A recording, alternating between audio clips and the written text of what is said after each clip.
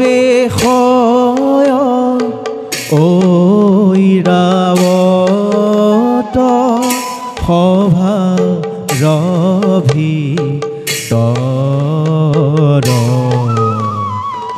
সভাৰ ভিতৰ মনৰংগে চলি আহে মনৰংগে চলি আহে দেখি মনোহৰ দেখি মনোহৰ আৰে কতু ক্ষণে প্ৰৱেশিলা সভাৰ ভিতৰ সভাৰ ভিতৰ ৰাম হৰি জয় হৰি ৰাম হৰি জয় হৰি বোলা নিৰন্তৰ বোলা নিৰন্তৰ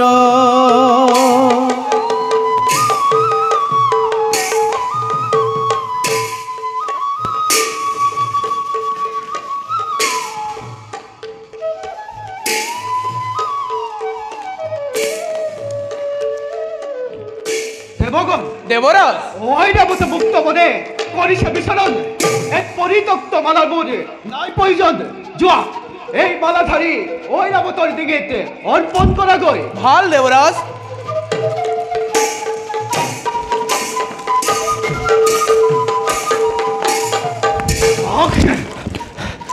যোৱা যোৱা দেৱপং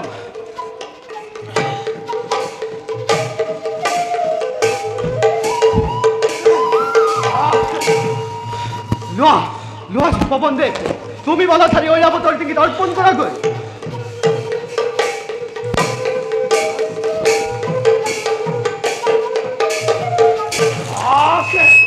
যোৱা দেৱগণ মই নিজেই ঐৰাৱতৰ ডিঙিত এই মালাধাৰী কৰিম অৰ্পণ ৰেখা ৰেখা সৰ্বজন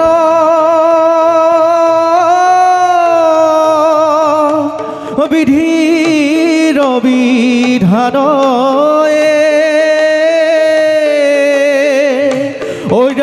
ঐৰাৱত গলে মালা কৰিলা অৰ্পণ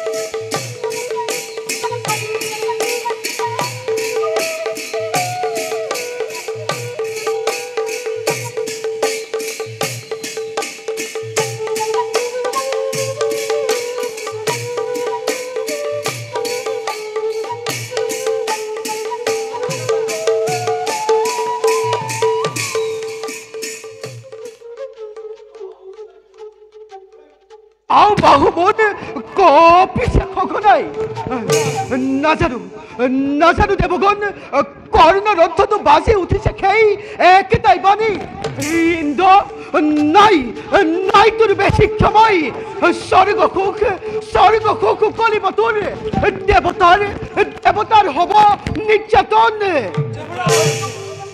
দেৱৰাজ অযথা চিন্তা কৰি মস্তিষ্কৰ নকৰিব উন্মাতে দেৱতা দুৰ্বল নহয় আছে আমাৰ বাহুবল আছে অস্ত্ৰবল এহে অস্থিৰে কৰকা দেখ কিবা কাৰ্য কৰি সমাপন দেৱৰাজ দেৱৰাজ দেৱৰাজ মহিষী দুৰ্বাসা ক্ৰোধান্বিত হৈ ৰাজসভাৰ দিকে হৈছে আগমন দুৰ্বাসা আহিছে দেৱগণ দেৱৰাজ দেৱৰাজ আমার সেবা গ্রহণ করক তপুধন। তোর সেবার নাই প্রয়োজন।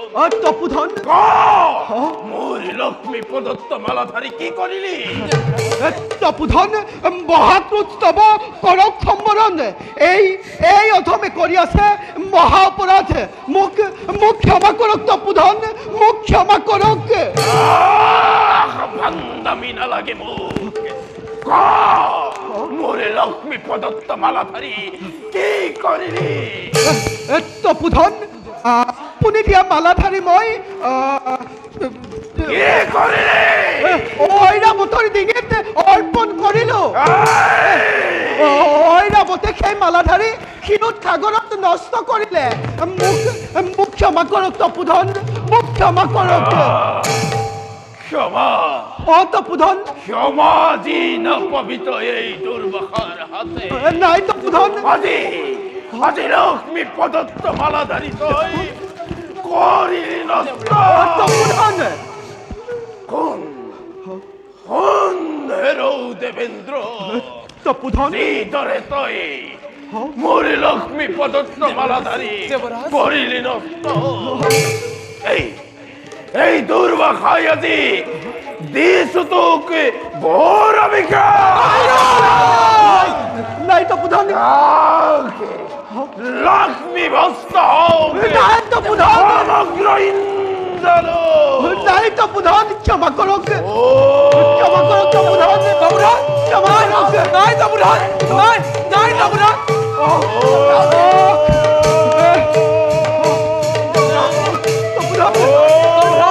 নাই তপুধন, নাই নাই নাই নাই তপুধন, ক্ষমা করক। ক্ষমা করক তপুধন। এই দুর্বাখার বড়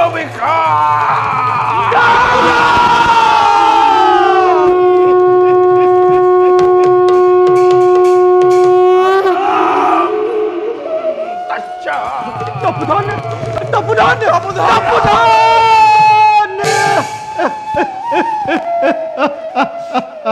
দেবরাজ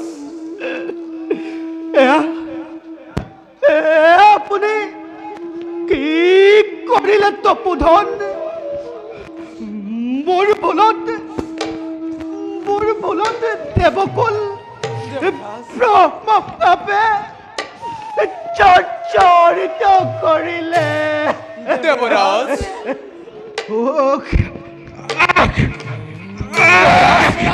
দেবৰাজ চলি গল,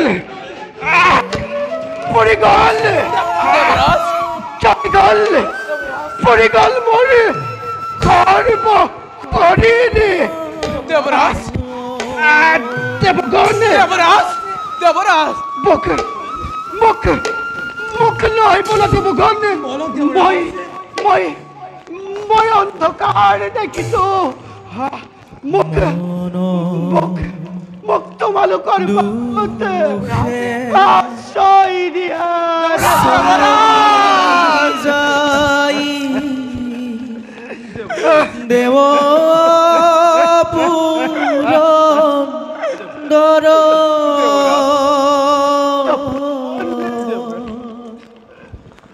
দেখা দেখা সৰ্বজনে দেবৰাজ লীলা ঈশ্বৰৰ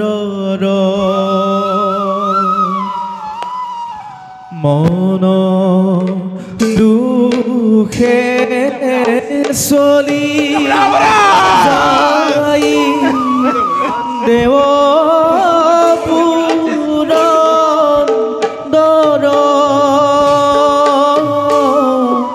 দেখা দেখা সৰ্বজনে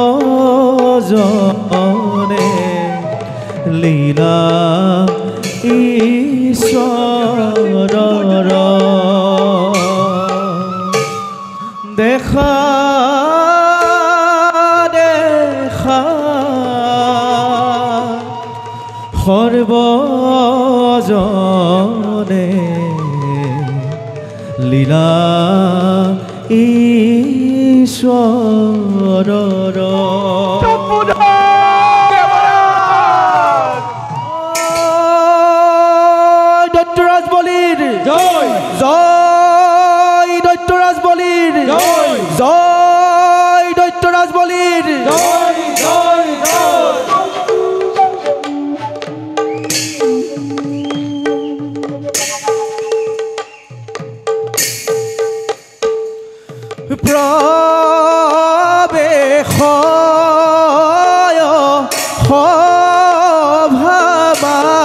মাজে বলি দৈতে চৰয়াৰে গহি নগম ভীৰ বেশ অতি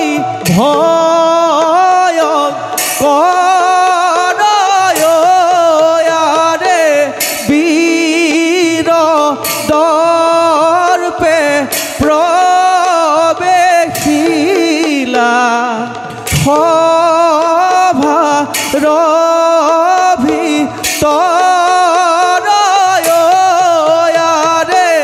ৰাম হৰি ৰাম হৰি বোলা নিৰন্তৰয়াৰে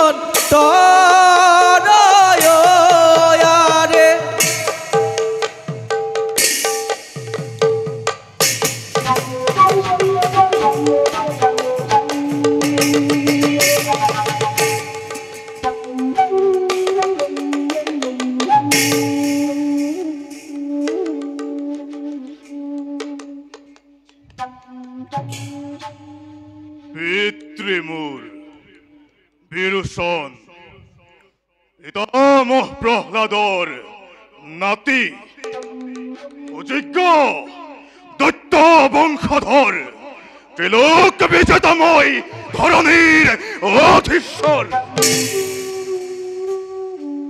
পিতামহ প্ৰহ্লাদৰ বাক্য মানি দিন ৰাতি একাকাৰ কৰি পুজি আছো বিষ্ণুৰ যুগল শৰণ কিন্তু আজি পৰ্যন্ত বিষ্ণুৱে মোক নিদিলে দৰ্শন নহব নেকি পূৰ্ণ মোৰ মনৰ কামনা নোৱাৰিম নেকি লভিব মই বিষ্ণুৰ চৰণ দৰ্শন হে প্ৰভু নাৰায়ণ চালনা নকৰা দাসক আহা প্ৰভু নামি আহা গোলোক ধামৰ পৰা অশান্ত হৃদয় মোৰ কৰাহি শান্ত প্ৰভু কৰাহি শান্ত হৰি নামে হৰি নামে হৰি নামে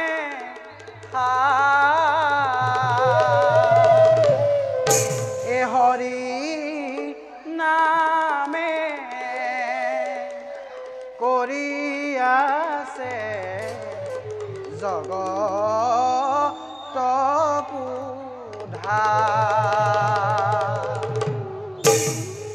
হৰি নামে হৰি নামে হৰি নামে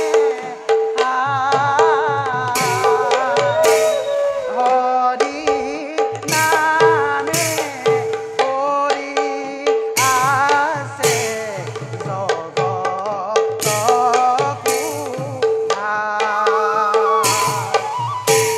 নাৰায়ণ নাৰায়ণ নাৰায়ণ হে দেৱৰী আপোনাৰ আগমনে কৃতাৰ্থ হলেই বলিৰ জনম নাৰায়ণ মোৰ শত সহস্ৰ প্ৰণিপাত কৰিব গ্ৰহণ কন্যানমস্তে দানৱৰাজৰ জয় হওক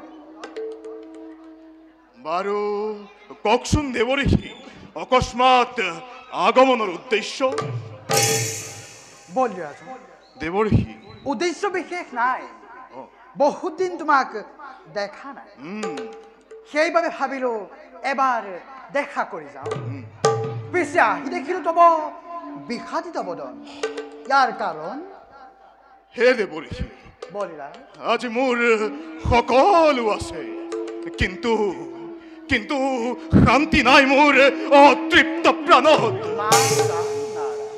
শৈশৱ কালৰে পৰা একান্ত মনে কৰি আছো মই নাৰায়ণ বন্দনা, কিন্তু কিন্তু আজি পৰ্যন্ত নাৰায়ণে মোক নিদিলে দৰ্শন। বিষ বৰদলিত অনাৰ্য বৰ্বৰ বুলি মোক নিদিয়ে দৰ্শন। হে দেৱঋষি, ত্ৰিকালজ্ঞ ঋষি আপুনি, কওকচোন কিবা দৰে লাভ কৰিম মই নাৰায়ণৰ চৰণ দৰ্শন? কিবা দৰে তুষ্ট হব নাৰায়ণ মোৰ ভক্তি? দেৱঋষি, তোমাৰ হৰি দৰ্শন কৰিবলৈ ইমান প্ৰবল ইচ্ছা। হয় দেৱঋষি, কিন্তু তেওঁক লগ পোৱা ইমান সহজ নহয়। কিন্তু কিন্তু কিন্তু কিন্তু কি দেৱঋষি? কিন্তু ইয়াৰ এক উপায় আছে বলিৰা। উপায়?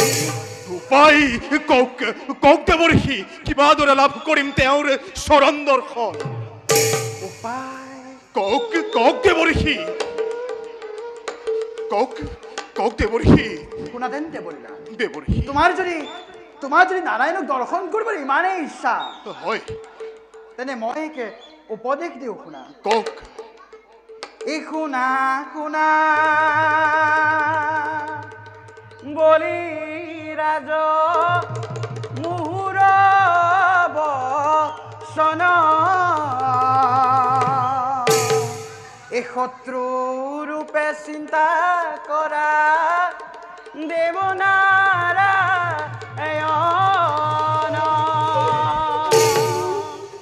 শুনা ৰাজন, তুমি তোমাৰ উপৰি পুৰুষসকল হিৰণ্যকশিপু হিৰণ্যাক্ষৰ দৰে তুমি বিশ্বত আতংকৰ সূচনা কৰা, তেতিয়াই তুমি সহজে নাৰায়ণৰ দৰ্শন পাবা। যোৱা যোৱা ৰাজন, তুমি তোমাৰ নিজ কৰ্তব্যত আগবাঢ়া, ময়ো নিজ কৰ্তব্যত হওঁ অগ্ৰসৰ। দেৱঋষি, নাপাহৰিবা ৰাজন, সত্যৰূপে চিন্তা কৰা তুমি দেৱ নাৰায়ণ নাৰায়ণ। দেৱঋষি,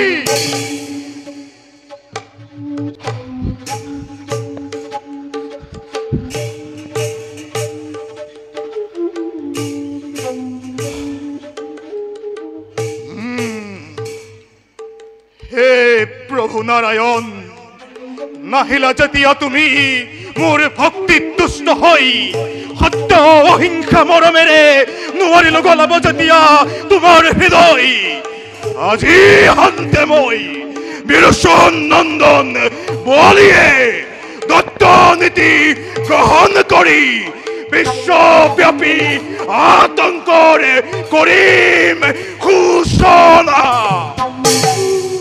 নমাই আনিম তোমাক বৈকুণ্ঠৰ গোলোক ধামৰ পৰা। আজি শান্তে হৃদয়ৰ স্তৰে স্তৰে প্ৰতি ধমনীতে লিখি ললো দেৱদ্ৰোহ, বিশ্বদ্ৰোহ, ভক্তদ্ৰোহ মোৰ জীৱনৰ একমাত্ৰ পণ, উদ্দেশ্য মাথো নাৰায়ণ দৰ্শন। আৰু তাৰেই নিমিত্তে